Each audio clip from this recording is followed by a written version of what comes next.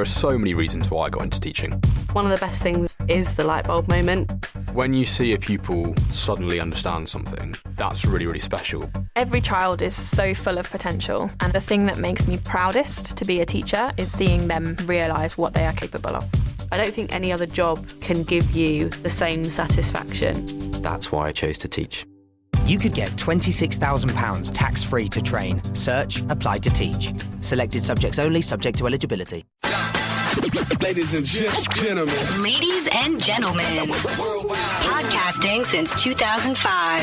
Check it out. You're listening to Gamertag Radio. Back on the scene. With your host, podcaster Hall of Famer Danny Pena, the always opinionated Paris Lilly, and from outside of the norm, Peter Toledo. This is Gamertag Radio. Here we go.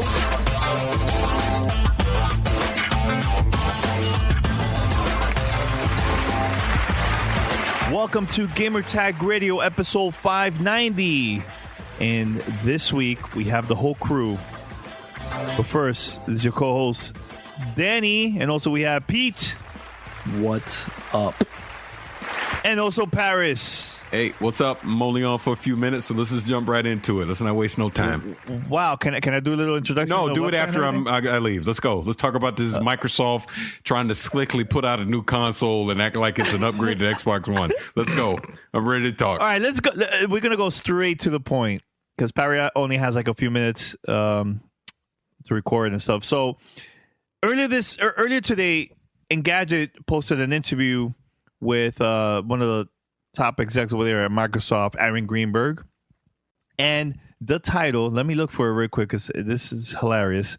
You could tell this is like a whole Microsoft says this might be the last console generation. It is. He's right. He is right. But let's not get it twisted. Scorpio is not an iteration of the Xbox One. This is the Xbox 2 or whatever you want to call it. This is not an basically they're going to allow Xbox One games to be played on the Scorpio, and they'll do the whole Scorpio will be backwards compatible to the 360. I get it.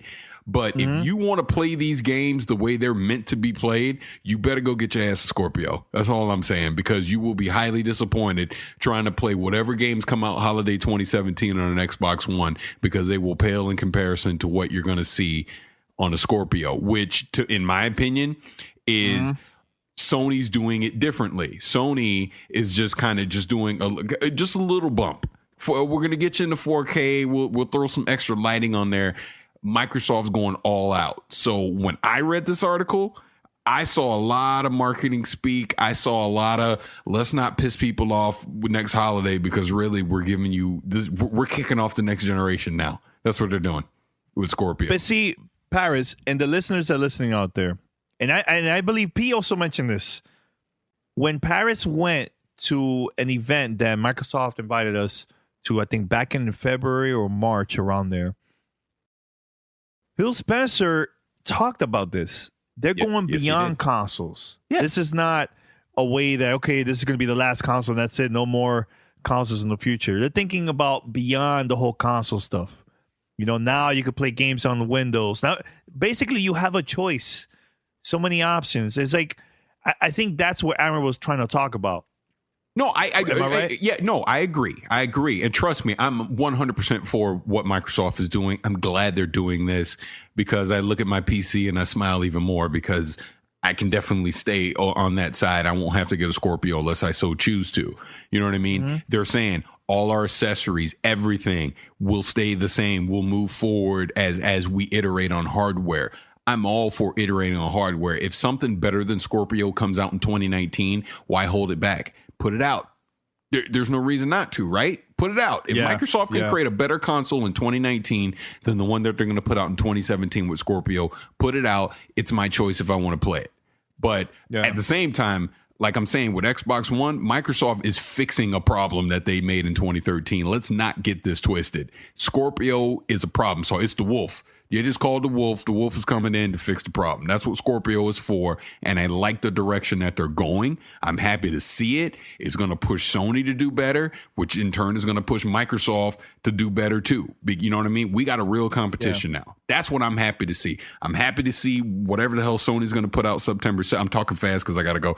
But I'm happy to see whatever Sony's putting out on September 7th because whatever they do, then Microsoft needs to make sure that Scorpio is that much better when it comes out holiday 2017. Whatever they decide to do with VR. Because look, if you read it, they're basically saying, we're not supporting VR on Xbox One. If you want VR, you better go get a Scorpio. That's where our VR solution is going to live, right? So they're going to have to knock it out of the park or whatever they do with VR to top whatever PlayStation VR is going to be, right? Whatever they do with the Neo, etc. So to me, ever since E3, ever since they made that announcement, game on. This is the real competition now. This is the real quote unquote console generation. But I do agree with Aaron Greenberg is saying across the board.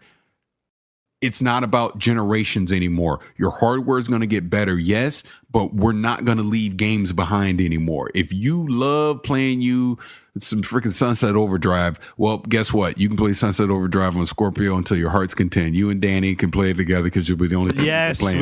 We could even hold hands if you want. So with Danny being all happy and his heart's all going pitter patter, what happened to your 4-console dream? My 4-console dream? Yeah. Pete, it's out there already. Xbox One, Xbox One S, Scorpio, and PC. That's 4. I wish Cicero Holmes from the Spawn on Me was here because he say the same nonsense that Danny does, trying to whatever. You can dream, just dream, but it's not real. Now, on the real now, what is it then for Xbox One S, Paris and Pete? Do you see this as also a bump? What do you mean with 1S? What do you mean by bump? Because you said that everything starts with Scorpio. Yes. But what about the 1S? Isn't the bump better? The 1S is the half measure. The 1S was to get rid of the mistake of the hardware that they put out with the original Xbox One and get it into a streamlined solution that for the budget gamer makes a lot of sense, right? Because like we've been saying before, when holiday 2017 comes, you'll be able to get that 1S for probably $199. $250 at the most. It's going to be a great value holiday 2017. 4K Blu-ray player. You can stream Netflix in 4K. It has a slight power bump from the original Xbox One. It's small. It's quiet. The whole thing. It is a sexy piece of hardware. Don't get me wrong, because I every day I halfway look at one and go, should I get it? Oh, hell no, you don't need to get one. He's thinking like, yeah. So this was to fix the problem of 20. This was the half measure to fix the problem of 2013 to just make the Xbox One itself look more desirable compared to the PlayStation 4. But as far as the answering the questions about power and 4K gaming and leading the next generation of console gaming, that's what Scorpio is about. And in my opinion, PlayStation knows that too. They're not competing with Scorpio. I think they've realized that, and that's why Neo is coming out now. If they were truly going to get into an arms race with Microsoft over Scorpio, Neo would be coming out next year. It would not be coming out this year. You know what I mean? So if this is the case, what happens with Sony then? So let's take the focus away from Microsoft with this announcement and this semi-announcement. What happens with Sony? Do they continue to just put out a console with no real opponent in the sales race? Well, that's what I mean. And call it PlayStation 5. But that's the point. They've won this round. Microsoft has conceded this round. And what Sony is saying, all right, we're going to let you put out your Scorpio. We're going to reevaluate them. Because again, they've now, the precedent has been set. There's no more rules on you got to wait 5, 6, 7 years to put out new consoles, right? Who's to say we don't see a PlayStation 5 in 2019? Who's to say that? You know what I mean? Yeah. They can start talking. I mean, they can do whatever they want. So they can be like, we're leading in sales now. We'll keep the PlayStation 4 around. We'll drop it down to $200. It's selling like gangbusters. We got indies on board. We got all the third parties on board. Neo is our half measure to then evaluate what Microsoft is doing with Scorpio. Boom, PlayStation 5 come. Because think about it. If they put out Neo in 2016, if they drop PlayStation 5, let's just say holiday 2018, are you going to be mad? That's 2 years. The precedent's been set now to be able to do this kind of stuff, right? They could do it. Yeah. 2018, 2019. Then Microsoft answers. We're in an arms race now. This is an arms race on the console side to iterate hardware. And the key is the marketing from both sides is going to be, we're not leaving you behind. Any game that you buy in between, you can play on whatever hardware that you currently have. You don't have to get the new hardware until you choose to get the new hardware. That's the new model now. They're going with going with the phone model. It's the same with iPhones and Android phones. It's the same I was thing. going to say that. This whole thing reminds me of Apple the whole and Android. iPhone. The new iPhone 4S and 5 and all that stuff. So I mean, think about it. In my house right now, let's just use this for an example. In my house right now, my daughter, my son has an iPhone 5. My daughter has a 5S, and my wife and I both have the 6S. Right? So we all have the same apps. Our iPads all the same apps. One got a mini, I got the Air. One, you know what I mean? It's different. And it's still the same experience. It's still the same experience. Maybe one slightly better than the other because the hardware is a little bit better or whatever. The camera is a little better. You know what I mean? So the pictures on mine look clearer than they might look on my son's phone. But the point is, you're still locked into the Apple ecosystem at no matter what piece of hardware that you have. And that's what both these companies are doing now. We want to get you in our ecosystem, and you're going to stay in it because that's where you're buying all your games. Whether you get the hardware, the new hardware we got today, or you get it tomorrow, you're eventually going to get it. That's what they're looking at. And it makes sense. I'm 100% for it. I'm happy to see this. Man, next month, September 7th, is going to be a very interesting day, man. Yeah. Oh, yeah. Very interesting. And for those who are listening, we're planning to have a full roundtable discussion. Everything that happened during the Sony press conference is happening next month in New York City, which rumors are saying that they're going to finally announce the PlayStation 4 Neo. Now, here's my prediction. Paris, Pete, let me know what you guys think. I see this from a mile away. Okay, let me start with the whole Miss Cleo introduction first. Hey, darling, this is Certified Psychic Miss Leo. Here are Gamer Tag Radio's predictions. Okay, now we're back. Very quick, I see Rockstar Games announcing maybe a new game at the PlayStation PlayStation press conference. Nah, I don't see it happening because they've already said it's a technical showcase. We're not talking about games. They're talking VR and Neo. Wow, you killed my whole dream. Yeah, I agree with Pete. If they were going to do it, they do it at PlayStation Experience. Yeah. Wow, you guys just completely killed myself, man. Dream. I'm trying to dream, and you guys killed it. I'm trying to dream here. You got what? 3 weeks? Dream for 3 weeks. Now I'm gonna dream all day. Now let me say this real quick before I go, because since I got to go, and I know you guys are gonna get into Titanfall and all that. I haven't even played it yet, but we got Titanfall downloaded. Gears 4. So I've watched a couple interviews from Gamescom. I watched the 4K video, and I have to say maybe I was wrong just a little bit about what I said last week. And no, you were totally wrong. The one dude on Twitter that was like, I need to take a chill pill and whatever. That it was hilarious. But anyways, if you look at the tech specs that came out for Gears 4, if you look at what they recommend for 4K, that is my exact PC to a T. The CPU, the GPU, memory, whole thing.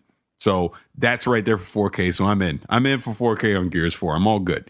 But I got to say, watch some of those interviews from Gamescom.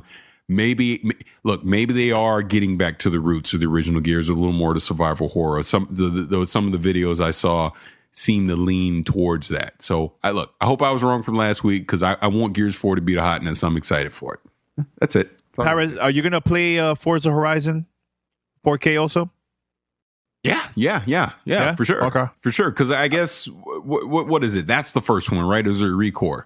No, Recore first, then Forza, then Gears, and they're all Xbox Anywhere. Yeah. You're fine, man. You're good. Oh, no, I'm good. You're fine too, Pete. You're good. Oh yeah, 1080 is gonna be beasting. Yeah, but it goes back, like you just mentioned, that Phil Spencer keynote at the Xbox Spring Showcase, because I was there. I heard what he said, and I knew right then. I'll go, oh, I see what they're doing. They're opening up the PC, and then E3 bared it out. So I'm very excited to see where Microsoft Xbox is going with gaming in the future, because like we're really talking about more at E3, but I'll just repeat it again. They're taking hardware out of the equation. Play on whatever hardware you want to bring to the party is fine. If you're on an original Xbox One, if you're on the One S, the Scorpio, or you build your own PC, you're good to play their games. You know what I mean? And that's all that should matter at this point. Who cares? I think that before you leave, Paris, I think that Quantum Break was kind of like a little test. Yeah. They messed up, and they know they messed up. Yeah. But now they're going 100% all out with all these new games that's coming out, and they don't want to make that same mistake what happened with Quantum Break.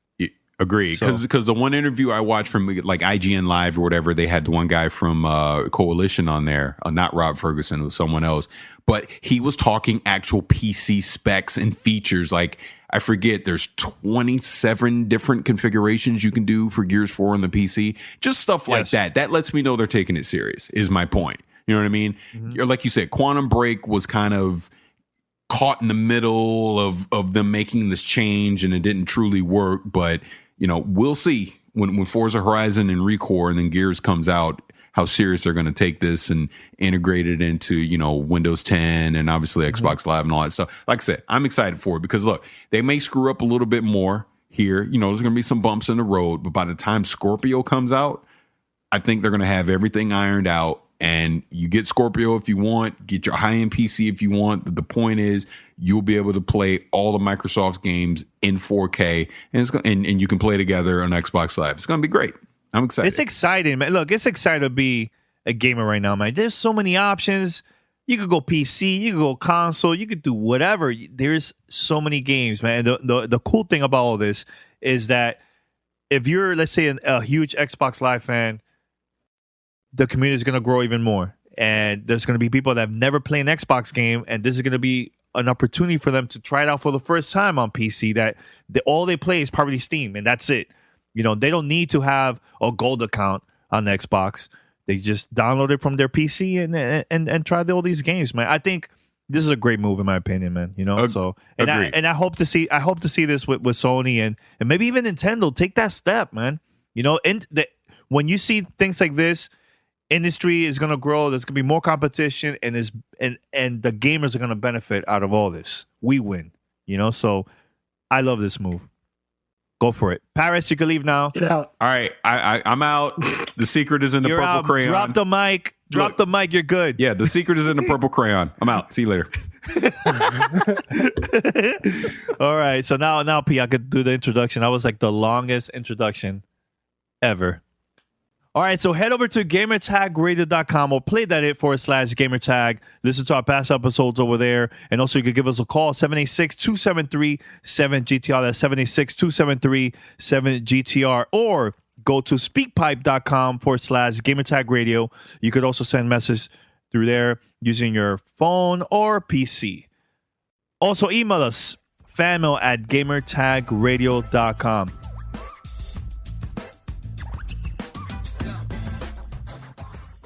Welcome to Play It, a new podcast network featuring radio and TV personalities talking business, sports, tech, entertainment, and more. Play it at play.it. Take it out. You're listening to Gamertag Radio.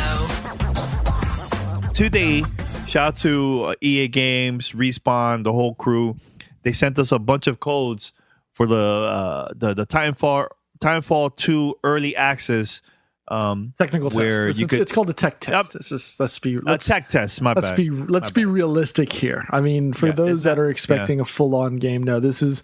I don't even know if this is a beta. This is just a. It's not even a beta. They say it's not even a beta. Yeah, and I think they said this yesterday during their EA Play Gamescom conference yesterday. This is purely a technical test to stress their servers and their network environment to see if they can load. Because remember, all they have from before really was just the Microsoft exclusive with Xbox One. Now we're talking PlayStation 4 and Xbox One jumping in, and PC. Mix. No, well, PC's not part of the tech test. It's only for the consoles. Oh, that's not. Yeah, you're right. So you're right. They have to prepare their environment from a network perspective to make sure that if they've got enough servers spooled up, if they're, I don't know if they're using Chef or what have you, can they spool up dynamic servers on the fly, and because they're no longer using the power of the cloud with Azure now, they're using Networks, I believe is the name of the company, as their online service provider. So it's a learning process for everybody involved, and they want to make sure that this is as smooth as possible. I don't think anybody can expect a perfect launch. I mean, Hello Games, saw that last week, right? Yeah. Yeah. But yeah, they're inviting people to play as much as possible. I think they were saying we want millions of people to just try and jump on and play and see what the reaction is, to see if they've got the. They even said it, crash it, crash it, kill it, destroy it. That's what they want. And honestly, at the end of the day, that's what these are designed for. So that way you can expect and anticipate the kind of load, either from a bandwidth or a compute or what have you, perspective, and say, okay, yeah, we're ready for launch. I mean, we're talking. It's a month and change till launch, maybe two months. Have you downloaded it already? Have you downloaded it yet? Or no? I'm gonna download this after recording. Yeah, it's part of the way there. It started. I actually started downloading it late. I got home and I actually worked late last night, so I actually took a 30-minute nap before we jumped on. So, well, let me explain why I mentioned this very quick, because we got a bunch of codes, and I was talking to the guys, with P in Paris. I'm like, man, I'd rather give these codes to our listeners. So I went online to my email, and everybody that sent, not everybody, but some people that sent emails through fan mail, I just selected okay, let me randomly send them codes for PlayStation 4 and Xbox One. And I'm like, look, thank you for supporting GTR. And I sent them the codes, and a lot of them were freaked out, like, wow, I was not expecting that. And I'd rather do that than just give it to random people on Twitter, that people that we know doesn't even listen to the show. I'd rather focus on our loyal listeners, as a thank you. Like, look, we don't have hundreds and hundreds of codes, but it was a good amount, and I'm happy with the amount that we gave out, So thank you for everybody that been email us, the past, a couple of years, and especially recently, they've been sending a lot of emails asking us questions for the show. So thank you for supporting and listening to the show, man. It's awesome, man. So yeah, if you see us online, hit us up. We'll probably play some games, man. On Titanfall 2, I'm gonna play. I'm gonna try out both. I'm gonna try out the PlayStation 4 and also the Xbox One version. I just want to see if there's any differences. So far, I'm moving forward. I think I'm going to pick up the PlayStation 4 version because I really liked the way how it looked, the way how it played, and everything during E3. So let's see how it is online at home. If it still feels the same, like gameplay wise and the controls and everything like that, So, yeah, I'm gonna do that. But a lot of things is going on. A lot of things. We're not gonna have no fan mail this episode because we're probably gonna save that for next week's episode. But there's a lot of things going on, man. Gamescom. I mean, there's no major press conferences. The only one that we thought was going to be big was EA, and we got to see it. They start out with FIFA, and I believe it was NHL, and then slowly we finally got like Titanfall 2 and Battlefield 1, which there is going to be a demo. It's a beta, right? Not a demo, a beta of Battlefield 1 later this month, at the end of this month. So right now, enjoy Titanfall 2 for this weekend, and then the following week they're gonna open it up again, the servers, on a Friday, and they're gonna have a new game mode and also a new level, which they talked about this during the stream. Was there anything that you got to see at the press conference, Pete? Anything good? Or first for me, I kind of anticipated it. I still don't know how I feel about it. The new Star Wars Death Star mode. I believe from what I'm reading, it's because I was going back and forth between this and with the Destiny live stream for Rise of Iron, so I kind of missed out on this.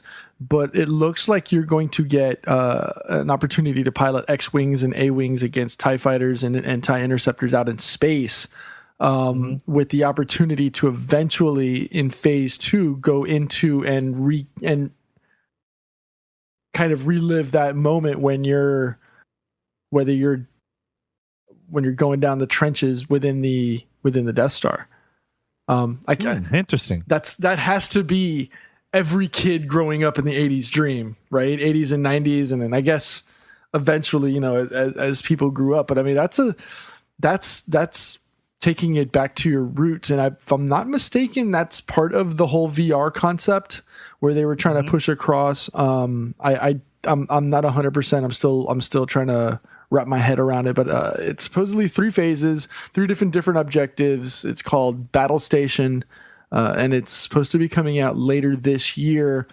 And if I recall correctly, because this was the end part of it, it's free if you already have the game. Yeah, so okay. Death Star mode, which is 3 phases, 3 different objectives, all surrounding, the big Goliath monolithic Death Star. So I'm kind of intrigued with that, right? I mean, do you think Battlefront, I apologize. Do you think Battlefront has lived up to the expectation or lived up to the hype leading up to that? Do you think this will potentially draw in enough players to try and rekindle the spirit and fire that the game launched with? Because honestly, it's kind of died out. Like, it came in, like, kicked down the doors, waving the 4-4. And then put down the faux and then just put down the faux and took a nap on the couch, right? Like, it's I mean, believe it or not, there's still people that plays that game. I stopped a long time ago. I think it was cool at the moment, like hype with the movie. I got to see it early in Sweden. I went to Dice Studio. I got to see it and everything. That was more of just like, hey, this is what we have before we announce it. Check it out, the trailer and all that stuff, right? And they just wanted feedback. Hey, what do you guys think? Then we finally got the game. I played for like a good month, and then I stopped. I was like, okay, this is cool. I already done everything. I think I'm done. So, is this gonna take me back to the game? If I have a VR, like a PlayStation VR, I might check it out. But is something that I'm gonna stay there and play like the whole time? I don't think so. But it's cool that they're adding that option. There is going to be a lot of people that are purchasing PlayStation VR and they have this game on the side. They're digitally, or they have the game disc on the side. They probably will check it out just because they probably don't have that many games for PlayStation VR that they just purchased with the VR. Am I right? I mean, I think they will be like probably curious about it and they just want to check it out. And as a Star Wars fan, that would be awesome too to check out. Well, that's the thing. It's the Death Star part of it isn't the VR component. I know with VR, they're going to have their own little dedicated game mode for it. But if I'm not mistaken, the more I think about it now that I'm waking up a little bit more because we kind of rushed into today's show. It's been rushed. Sorry, guys. No. I was sleeping. I was sleeping 30 minutes ago, and I woke up, jumped up off the couch because my phone was exploding with messages. It's all good. And I jumped on. It's all good. I don't think it's a VR thing. I think the whole VR mode is going to be separate and different from this Death Star mode. So, is it enough to rekindle the Battlefront franchise? Yeah, I don't know. I don't know. The other thing that I'm kind of looking forward to is a potential for a Mass Effect remaster. Did you hear anything or catch wind of any of that? Okay. We've been talking about this, I think, a couple episodes ago. I can't remember exactly, but now EA finally is talking like, oh, the fans, they want remaster games from our past library and everything. Come on, we know behind the scenes they're working on remasters. It will be great for them to release a game like Mass Effect, the trilogy remastered. There's people out there that still haven't even tried that game at all. You know, this will be a great opportunity for those new gamers. This is going to be their first time playing that, you know? So EA has a lot of great games that came out during the Xbox 360 days and Xbox PlayStation 3. And also some on PC. There's a lot of classic games, man, that they could easily remaster those and they could make more money and just release it on the current consoles now. You know, so I think it should do it. And I think Mass Effect will be the perfect one to start off with. Perfect. Okay. The only issue that I have is if EA are planning to remaster all these games, probably the servers went down, they took it out. Like, let's just say, remember that the popular post that we had on our website? Absolutely. One of the for those who are listening, one of the most popular blog posts that we were posted, that it got crazy comments. Everybody talked about it. There was a list of games that EA were planning to shut the servers down because it was already too old, or maybe not that many people were playing it. So imagine some of those games, this classic, EA decides to remaster those. Are the servers going to go up again, or what? That's the thing that's the question that I have about all this, you know? So your thoughts, Pete? I don't see them bringing up old server instances. I see them, if they've been turned off for any period of time, I just see that, if anything, as a remaster, a sign of the remasters, right? It's coming back. I don't want to take away any of the excitement from Titanfall 2, from what we saw at Gamescom from EA. What did you think of Battlefield 1? I want to get your opinion, because did you get a chance to play it at E3? No, I didn't. Okay. Did you? Yes, I played it. One of the first games. I think it was that Thursday. I think it was the last night, or the second to last day in the morning. My thing is with this, Pete. I think that, remember a couple of years ago we actually played not the last Battlefield. Was it Battlefield? There was another one before that, I think. I can't remember exactly. It was during E3. We all got to play. It was all of us, a bunch of us played at the same time. It was cool at the moment. I don't know. I'd rather wait for the full game to come out. I'm just tired of this whole marketing, how they promote the games, having, like, you know, athletes and celebrities playing the game. That's not going to influence me to buy the game at all. Well, to be honest with you, they showed 32 on 32. I saw AC Bongo's out there, Jobless Garrett was out there. Yes. Cartoons was out there, Ali A was out there. A lot of people from the streaming. Even people that I know. Yeah, no. Yeah, my friends. Darkness was there. Nacho, they're from here, locally from Miami. They were playing, I believe, Titanfall 2 and also Battlefield. I mean, it's awesome. Don't get me wrong. I feel that maybe because I got to play Titanfall 2, I am more excited about that game than Battlefield 1. Once the beta comes out on August 31st, and I try it for the first time, that's going to be my first time playing Battlefield. We'll see if that's going to change my mind, if I want to get that game. But as of right now, Titanfall 2 all the way, in my opinion, for me personally. But your thoughts about Battlefield 1, Pete? I thoroughly enjoyed it, which was one of the surprises for me, considering the franchise fatigue of the Battlefield series. I've said it before, and I won't lie. I've been traditionally more of a campaign fan of the Battlefield series, simply because for some reason the online experience lacked. Like, I could only take it in doses. I couldn't sit there for days and days and hours on end playing the way I did when, like, for example, Titanfall just launched, or like the first year and a half of Destiny or the Call of Duties. For some reason, that's a lot for you. Yeah, exactly. Yeah. But playing it on, playing it that morning at EA Play in LA opened my eyes. And I guess maybe, coming in third place overall kind of helped it, right?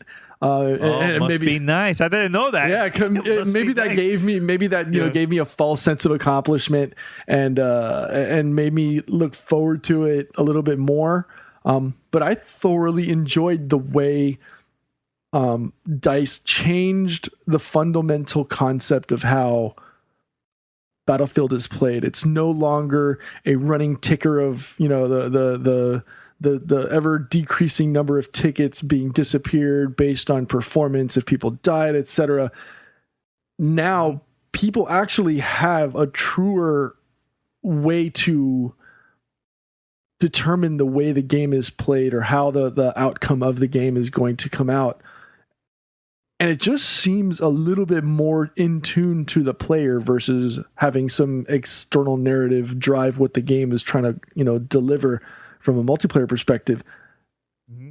And I'm really digging it. I don't know. And I don't know. I right now, I'm going to put them side by side, although I really did enjoy Titanfall 2. But right now, I think going into now this fourth quarter of 2016, where all the big games are starting to come out, I'm almost putting Titanfall 2 and Battlefield 1 on the same level in terms of excitement. Oof. That's a lot coming from you, dude. That's a lot. Like, that's I sat there. Wrong statement, Pete. I watched, this is me coming out of E3 saying, "Oh, Titanfall 2 is the most, anticipated game in my eyes," and I think it was for all of us coming out of E3. But watching both of those gameplay experiences at EA Play, I left wanting more on the Battlefield side. Yeah, so it's again, that's like dope. We've said this for a couple of months now. It's a good time to be a gamer. 2016. Hell yeah! It's a good time to be a gamer in 2016. I'm telling you, man, I'm excited for a lot of games that's coming out this holiday. Like the summer, I just been kind of chill. I haven't played that much games. Like, I'm here and there, but now, end of August, September, I'm gonna go all out, man. There's a lot of great games coming out, man. So I'm pumped, super pumped. Hell yeah. Now, my question to you, Pete, that you played Battlefield 1. Mm-hmm. Previous games, I feel that was just too much was going on. Does it feel like that with this one?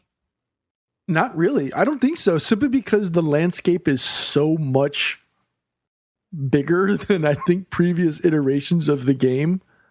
But that's what I'm saying. Even if it's big, I feel like there was too many things going on that I just didn't know where to go or what. It was just too much, in my opinion. Right, so the premise, I don't know if being personally, I just don't know, having a large multiplayer map and more players, I don't know if that's gonna make me want to go and play this. You know what I'm saying? So a person that played the previous games, what makes this one different than the previous ones? Because you're excited for this one, right? Again, in the other Battlefield games, there was this ever persistent clock, right, of tickets, and as that ticket number went from 1,000 to 0, it the frenzy pace of the game increased as as you started, as your team started, going through its tickets. Now it's more so a focus on capturing one of the, the higher majority of the 6 points throughout the map. So it forces the game to be split up as opposed to one large scale war. It's now 6 separate conflicts where you want to fight and maintain control over essentially 4 of the 6 spots, so that way you gain the advantage and you win, right? So you'll see it more so as the game progresses in, depends on how long it takes, but the game sessions that we're seeing in at the EA Live press conference, it was sometimes the disparity was really, really large. But as the game progressed and spots started getting locked down, you could tell that the focus started to narrow into one or two different spots as that control went back and forth from, 4 teams, 3 teams, 4 groups to 3 groups, or control points. So now it's like, okay, now they're controlling B and they're controlling C, and then it starts to shift back and forth, almost kind of like a ping pong match. And you start to see the control number, jumping from 139, 140, 141, 141, and it gets to tie. And actually, in one of the instances on the EA Play experience, it actually tied, which never happens because there's always a controlling factor. Okay, these people controlled it, they didn't die as much or they didn't waste as many tickets throughout the game. Well, this one, they controlled it within the last few minutes so evenly that it actually ended exactly as a tie at 140 on both sides. That rarely happens because you're trying to control 2 separate points. At this point, by the time the game gets in the last few minutes, the focus is typically on one of 2 different points, and you're just trying to control and start to move try to start moving your team over to the other ones to try to maintain control over as much as possible. I don't know. Maybe it's just the micromanager in me, right? And I want control, but I really dug it, and I love the excitement that kind of gameplay brings. Where and plus you have, dude, you could be just running on foot, you could jump on a horse, you could beam people, you've got tanks, you've got this behemoth train going through the middle of cities that you can keep going by, which turns into you can use airplanes now. Which, I mean, has always been there, and stay away from Mandy because if you're a dead man. But and then you've got and those are the behemoth machines. You've got the tank or the trains. You've got the dirigibles or zeppelins or blimps. Essentially, there's just so many more things that comprise the gameplay within a Battlefield game that brings that kind of excitement out. And I don't know if you could tell from my voice, but I'm kind of amped. Yeah, you sound very amped, man. So, but Pete, let's talk about this now. I know we've been having like a whole long conversation about EA, so shout out to EA, man. But Bungie also had a couple announcements this week. Yes, sir. Of the new Destiny. What's it called? Destiny Rise of Iron. There you go. So, what was like their announcements? All right, so with Rise of Iron, I guess the one thing that everybody's always asking for is more vault space. Apparently, this is the most important thing in Destiny is giving me more vault space to store my crap. The big thing moving from one ecosystem now to now they're fine tuning or they're getting rid of the legacy consoles, right? One of the things that was holding them back before was the limitation of having to maintain X amount of space to ensure that the Xbox 360 and PlayStation 3s could function. During the last release, they started moving towards, finally stepping away from the last generation and it fully embracing the new generation of consoles. So now with Rise of Iron, it's known there is no more last generation. So now they're going to get much more vault space and storage, private matches in Iron Banner. That is pretty dope. That's huge. Simply because, and also there's going to be clan support now. 2 years later, it might be a little late. Some people may think, but that's pretty slick. Having those private servers, I think it's going to be really cool, especially for people like me who have enjoyed, playing Destiny. People like Paris and our fans who have jumped on and played.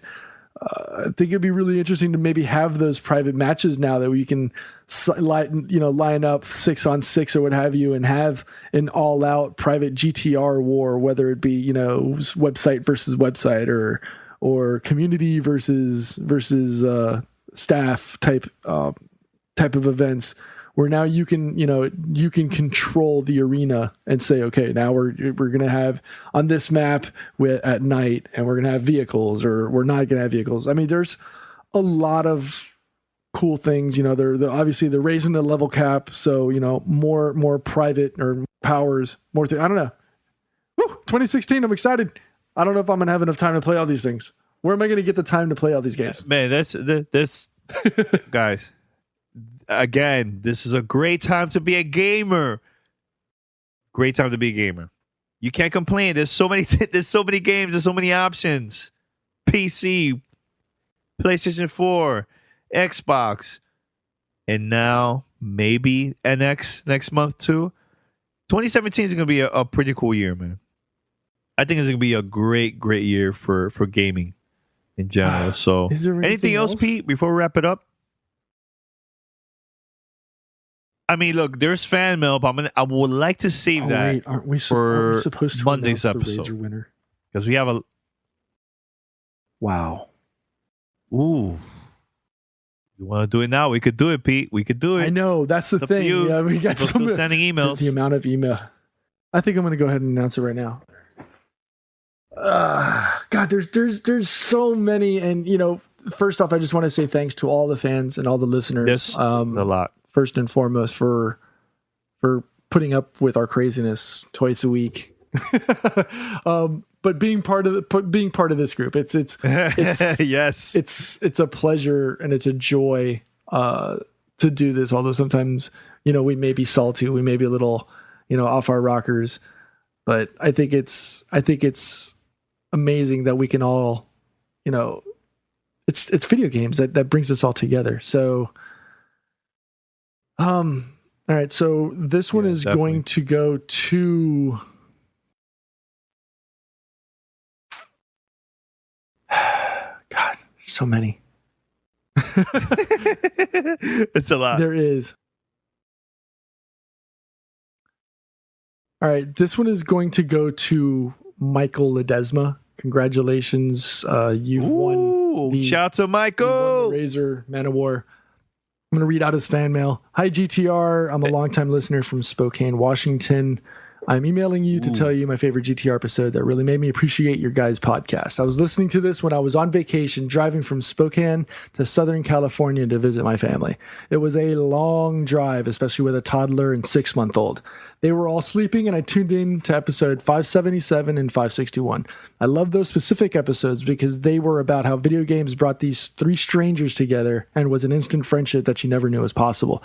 I've loved this episode because I have friends online, but there's only one who is like a brother to me. We play every day Destiny, cough, cough, and we always have something to talk about. There's never a dull moment. I've known him for a few years now, but have never met. It's weird how you can open up and be vulnerable to someone online who you've never met, but it's comforting at the same time because you share the same interests as that other person. We're so comfortable and have this bond that I do not have with anyone else that I thought about inviting to my wedding in 2018. I can go on and on about all the memories I've had in video games and all the late nights I've been up and going to work tired, regretting it the next day. I hope you guys get to read this email and hopefully put it on your show. You guys are doing an awesome job at making my job better twice a week. Love your show. Keep up the good work. That was powerful. Yeah, and it brings back a lot of memories, man. A lot of memories about a lot of things too. So one of the reasons why I chose that, like my son, one of his best friends lives in Texas. He's never met him physically. Like they've had Skype chats, and they play whenever they're playing, whether it's League of Legends or Overwatch or whatever. He considers him one of his best friends. One of my best friends I've barely ever met. We've probably played hours. I don't know. There's so many people that I play with online that I've never met but have become close friends. It's amazing, and shout out to Michael for bringing that up. And it's the community concept, and it's what you had said, and you've mentioned whether you're talking out at events. Podcast movement or what have you, the community is what drives this show and what we do twice a week with these microphones. Yep. And for, you know, to be able to jump into people's lives just for that quick moment, and whether it's to make their long commute to work bearable for that 1 hour, or what have you, it's good to know that we are doing something right, and we're making a good impression, or you know, or just, you know, oh, maybe we're just doing this okay. So, Michael, we're going to reach out to you. Congratulations. Obviously, I don't have your mailing address, so unless you're willing to drive down to South Florida and pick this up, I'm going to need your address. But congratulations, especially with a toddler and a 6-month-old. Yeah, you're going to need a pair of headphones to kind of drown out all the crying and screaming. Man. Once again, everyone, thank you guys for putting up with us twice a week and listening to us ramble on sometimes. But yeah, hopefully we do, you know, a lot more of these giveaways. Because I want to hear more from the community. This is a lot of fun, especially with Rise of Iron coming up, and I know I'm going to need a lot more people carrying me on PS4. So yeah, maybe we do. Yeah, you got what's your PSN? The Yak 43. There you go, the Yak 43. Make sure to add Pete so you guys can play Destiny and other PlayStation games. It doesn't have to be only Destiny. You know, right now you're going to be playing Titanfall 2, right, on PlayStation 4. The whatever you want to call it, technical tests, beta, demo, I don't know. Just play with Pete and all that stuff, man. And that's cool. We had multiple giveaways, not only the headphones, but also gave out a lot of codes so you guys could play Titanfall 2 early instead of waiting all the way to Friday. So download it, enjoy it, have fun, and thank you for supporting Gamertag Radio. All right, so head over to gamertagradio.com or play.it/gamertag. Listen to our past episodes and send in your feedback, questions, comments. Send it to GTR. Call us 786-273-7GTR. That's 786-273-7GTR. Or fanmail at gamertagradio.com or go to speakpipe.com/Gamertag Radio. All right, so before we wrap it up, very quick, I would like to say this. One of our listeners hit us up. I think his name is Carlo. Not 100% sure, but I remember he hit me up yesterday, and he mentioned that there's a brand new Xbox One app called Cast. If you get the chance, download this app. This is an app where you can listen to podcasts while playing Xbox One games. So you could be online or whatever. It will play in the background. So it's called Cast. Now, if you do have the new dashboard update for premium members out there, you could have this app on and you could play Gamertag Radio when you subscribe to there. And you could have it in the background while you're playing your games. So this is like another opportunity for you to listen to Gamertag Radio. It doesn't matter where in the world. Download this. It's called Cast. C-A-S-T. It's totally free. All right. And that's it. Pete, anything else? I think that's it. Purple Crayon. Purple Crayon. Oh, my God. By the way, I forgot to mention this. Call of Duty XP 2016. We're going to be there from September 2nd all the way to the 4th. We're going to be posting a lot of content from there. So make sure to tune into Gamertag Radio. And there's going to be just extra content for you listeners besides the whole 2 episodes that's coming out that week. Then the final week, PlayStation is going to have a major press conference. And we're planning to record that. That's going to be on September 7th. Most likely, we're going to release that audio on September 8th, the next day. So tune in. There's going to be a lot of great content that's coming out for GTR. And the holiday season, this is it. Enjoy your summer because let me tell you, September, a lot of content for you guys. And that's about it. Until next time, we're out. Peace.